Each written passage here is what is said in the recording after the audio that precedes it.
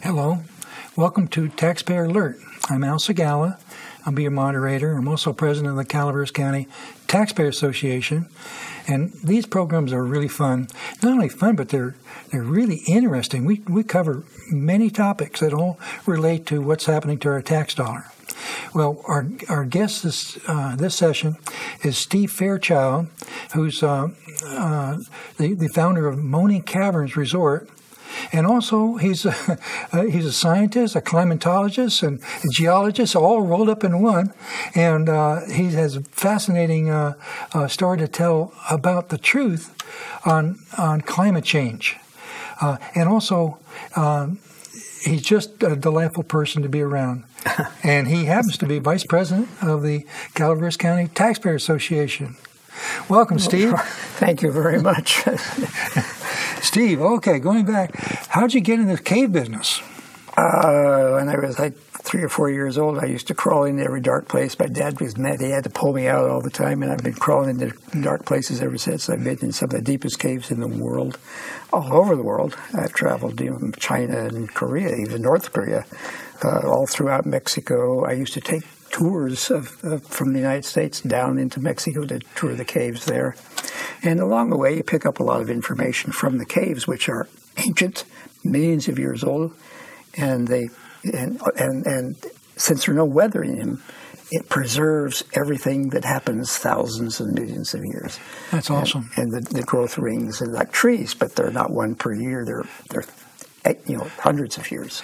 I understand they found a hammer made out of iron, not steel, with a wood handle that's 150 million years old. Very well. Yeah, there's a lot more to this world than a monkey didn't do that. Yeah, there's a lot going on out there. And unfortunately, some of it seems to have a political background. Yeah. There's a lot of politics involved around global warming and carbon dioxide, and they're selling millions of dollars worth of credits of carbon dioxide emission. You can give money to somebody, and then you can generate carbon dioxide, and it's monstrous. It's huge and totally useless because that's not the way it works. What I have found is that most people have taken some chemistry in school and science. What are the tax consequences of what we're talking about now? Well, as I've just said, the energy market, the carbon market, is I think like the third largest market in the world. People are trading carbon credits, so you can put out a certain amount of carbon dioxide, and you've paid the taxes on it, but you can take that and you can sell it to somebody else at a big profit, and it's a gigantic. It's kind of like the bitcoins and things. It's kind of fuzzy, but in addition to that, all the things that we are required to do in our manufacturing and stuff like that add cost to everything, and the question is this, and it's all to avoid having carbon dioxide in the atmosphere on the theory that carbon dioxide in the atmosphere causes the Earth to warm. Right. And it doesn't. It's the other way around. Oh, wow. Now, I understand that we recently had a gas tax increase, SB1, yeah. and there's an effort to try to repeal that. But I understand a part of that is to fight global warming, yeah, on the theory that carbon dioxide causes global warming. That's right. Uh-huh. And it's worldwide. I mean, some countries don't go for it, but that makes it a gigantic financial thing. I don't know if any that's maybe building war equipment's maybe bigger, but yeah, but it's huge because it affects everybody and brings up the costs of stuff. And the thing is, well, does it really? Oh, yeah. And well, what are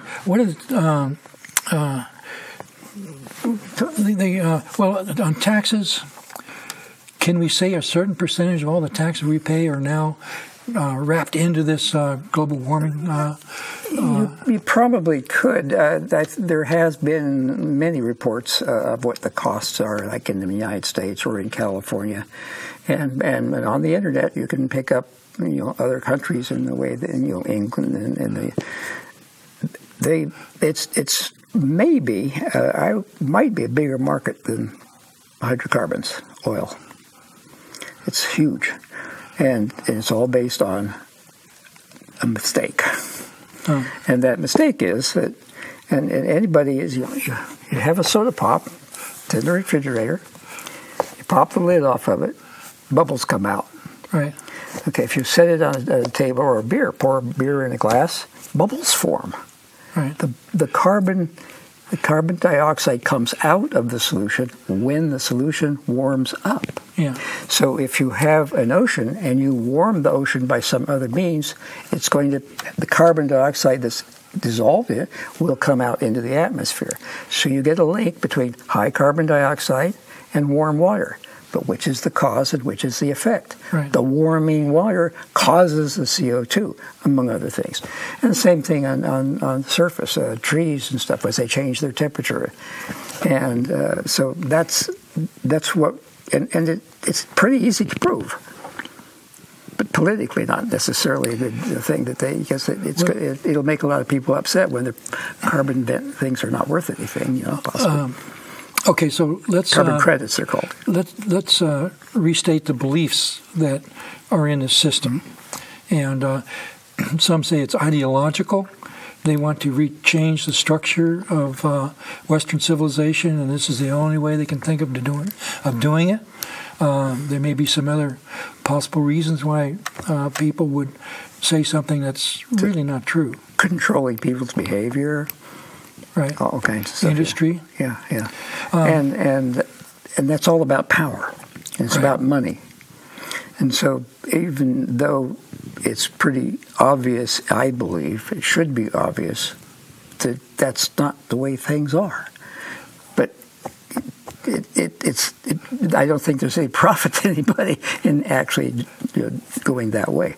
A good example, and this is one experiment anybody can do. You have warm, if you take cold soda pop, take the lid off of it, carbon dioxide comes out as it warms up. Right. When the liquid warms up, the CO2 comes out. Right.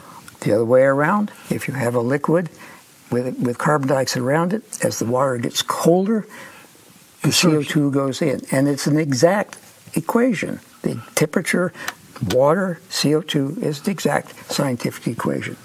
So if you have an ocean, or the entire Earth is covered, this is a big, massive ocean. If the Earth warms up for some reason, the oceans warm up, the CO2 that is in the ocean comes out. If the Earth cools down, the oceans cool down, it dissolves carbon dioxide back into the ocean. There is a relationship, but it's the opposite of what we're being told. I understand the ice cores, the Arctic ice cores show that. Yeah. So in the ice cores, they found numerous times where the Earth warmed, and the carbon dioxide content. There was a correlation. There's a relationship. Yeah, but in science, it's what's the cause and what's the effect. Okay. And very often they get them mixed up. And Al Gore did that in his videotape about an uncomfortable truth. Mm-hmm. He said you could see the association, but when you magnified it more closely, the global warming preceded the increase in CO2. Exactly. Again and again and again and again. Exactly. But they kind of ignore that. But the question comes in. Let's see how I can do this. What does cause the Earth to warm? The sun. And why? Radiation. Well, that's what's coming from the sun. But does it actually? There is a point there. the sun's activity increases and decreases. At times, if you look through a filter, you can see sunspots. Right. Lots of storms on the sun, giving out lots of heat and energy, and that raises the temperature a little bit. Right. But it's also the distance. The Earth, is 93 million miles roughly to the sun, or vice versa, but it's not constant.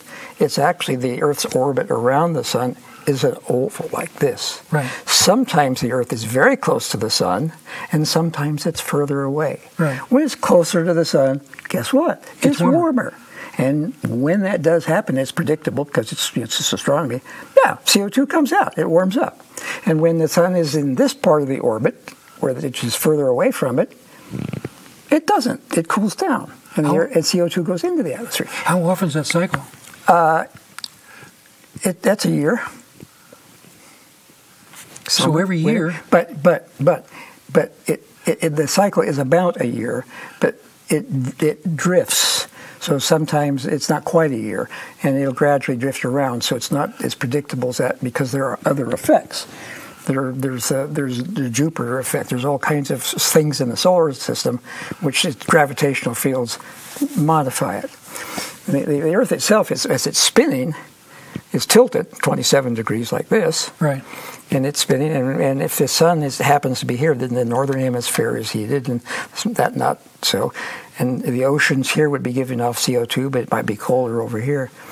But it is that cycle of the Earth moving back and forth in this oval. It's not an orbit like that. It's an oval, closer to the sun, further away from the sun, and it's the absolute temperature of everything is 459 degrees below zero. That's ever. All the molecules stop.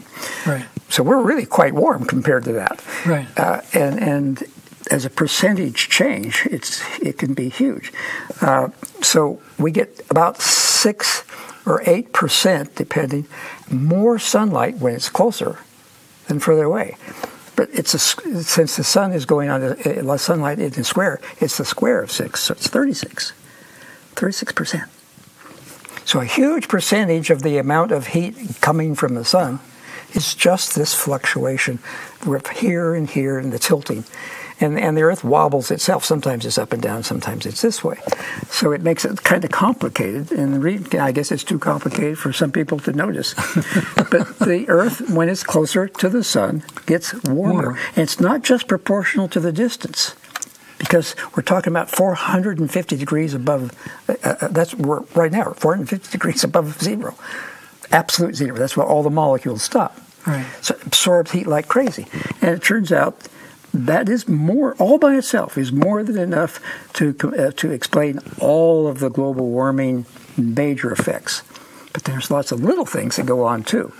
The Earth itself, as I say, sometimes it's vertical in spin. Sometimes it does this and like that way. Now that's important because the sun is giving off particles, radiation, and it's moving at the speed of light practically, and it has a shock wave that goes around the Earth. Yeah. Okay, sometimes the shock wave is big, sometimes it's smaller, but it's huge. That makes a difference of sometimes 30 or 40 degrees. Well, it should. Now, but fortunately, the Earth has a capacity to hold heat, so we don't drop to 30 degrees below zero, and we don't go up instantly. But if we were in that position long enough, you would. But of course, it keeps moving. It's a very dynamic thing. But it's the fact that our orbit is oval, not round, and the fact that the Earth is tilted, and so you get seasons as it spins. Right. And there are other fluctuations too, but that's the major one. And that alone, those numbers alone are enough to tell you what the temperature. But that cycle is a CO2 cycle. When it warms up, the CO2 goes into the atmosphere. When the Earth is in a cooler position, the CO2 absorbs back into the ocean. So it's been doing it for billions of years. So the ice core samples prove that. Yes, beyond a shadow of a doubt. Yes, well, but there are other things going on too. So you got a lot of different kinds of noise, and it makes it a little more complicated because you get these other cycles that I can explain.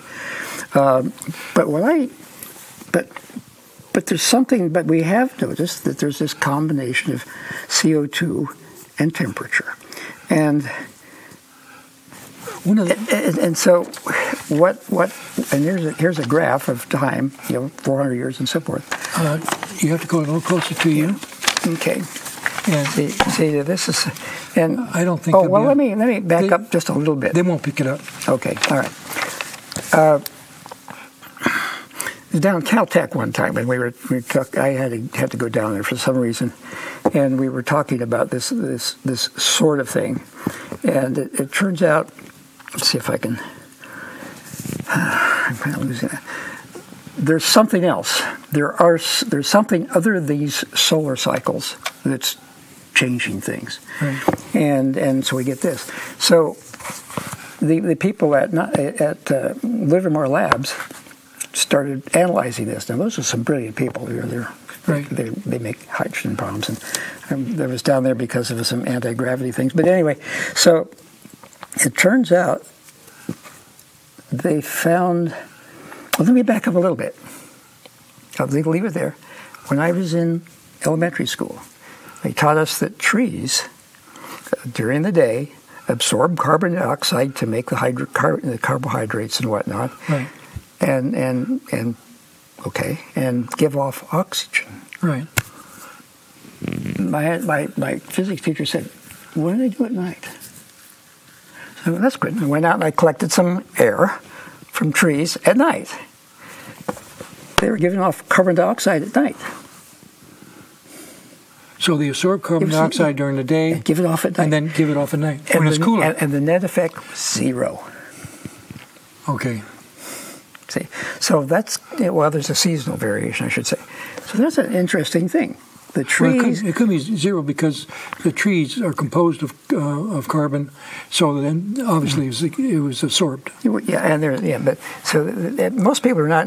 I guess most scientists don't go out at nighttime, but trees give off carbon dioxide at night and suck in oxygen at night. The opposite, preparing for the next day. Wow, I didn't know that. Yeah, see, well, think about that. Well, that's something going on there. So, what else happens? Well, they found when they did that again, the Livermore Labs, they started looking at it, and if you have a black object and the sun is shining on the black object, it'll warm right up. You get a black car, wear black suit, sun.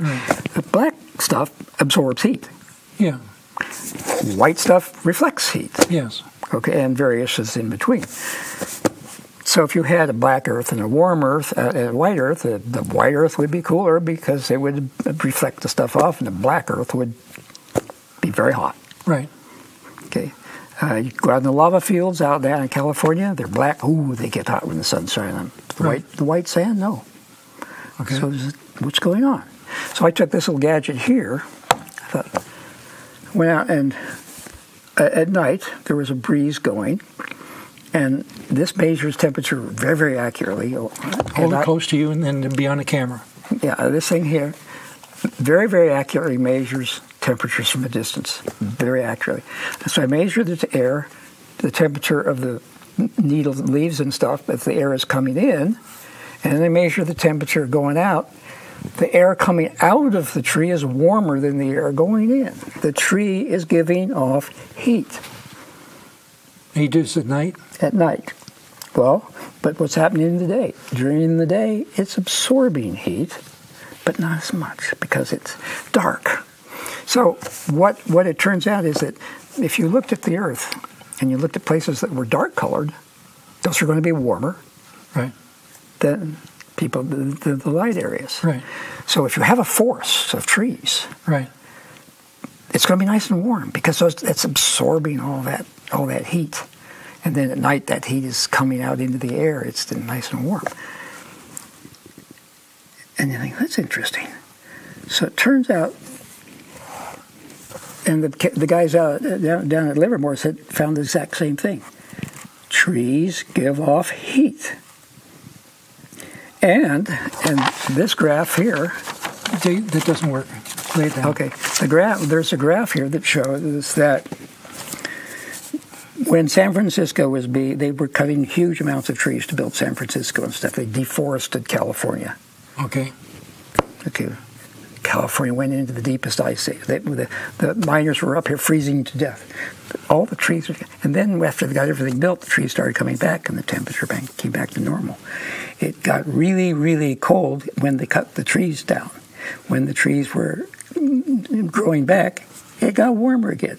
Now, and I have lots of data to show it, all over the world, environmental, they're planting trees everywhere, and the more trees they plant, the warmer it gets, because it stores it up during the day and releases it, and it exceeds. So basically, it's like you have a dark area where the trees are.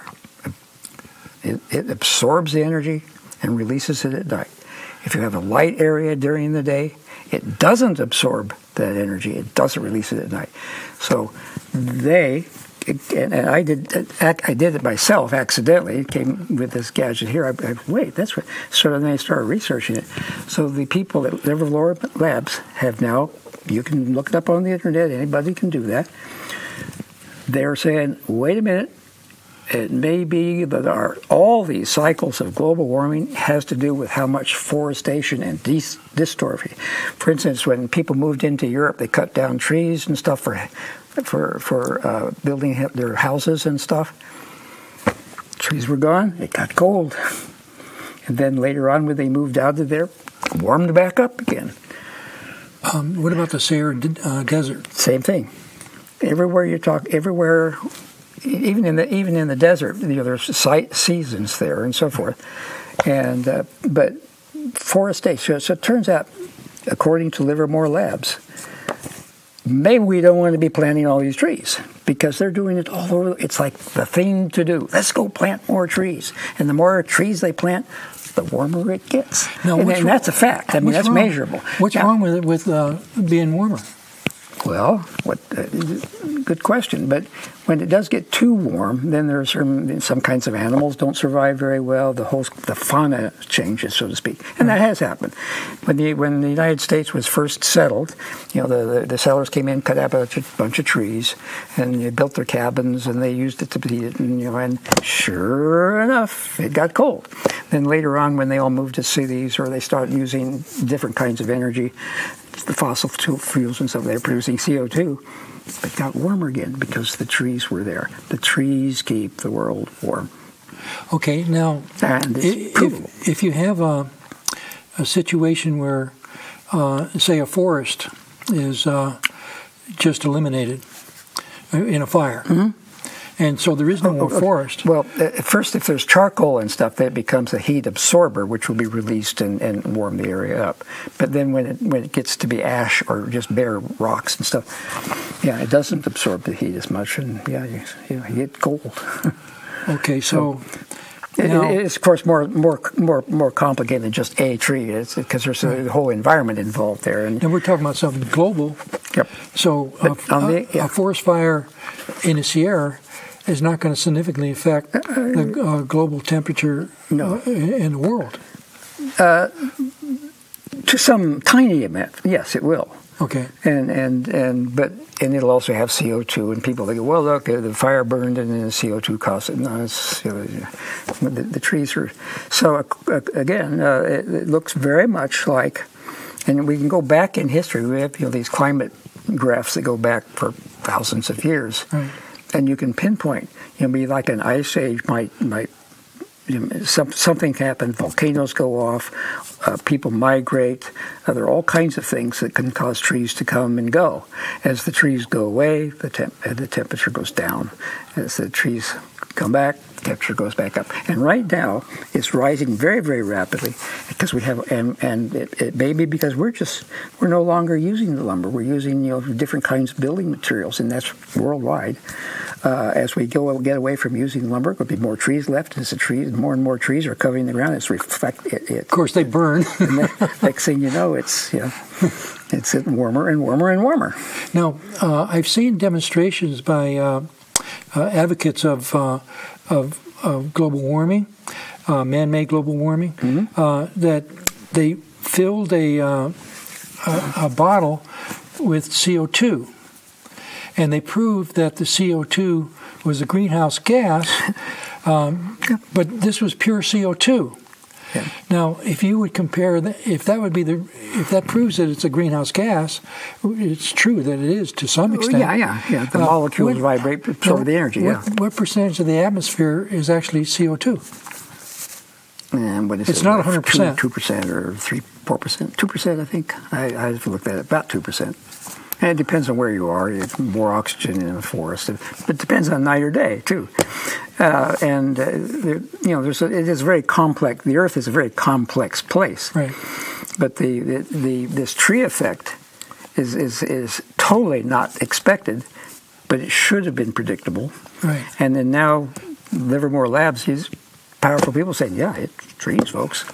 Among other things, there are other things going on. It's not just trees. But that seems to be, and their conclusion was, all over the world we have the green planting trees, and it gets warmer and warmer, and you can prove it with this gadget. That's interesting. So it seems like everywhere you go now, they're saying the science is settled. The science is settled, but they say that 97% of the science... That's a political statement. Yeah, it is, apparently so. But they say 97% of the scientists have the opinion that man-made carbon dioxide is causing global warming. That's true. And these organizations that list these things enlist them in their profession.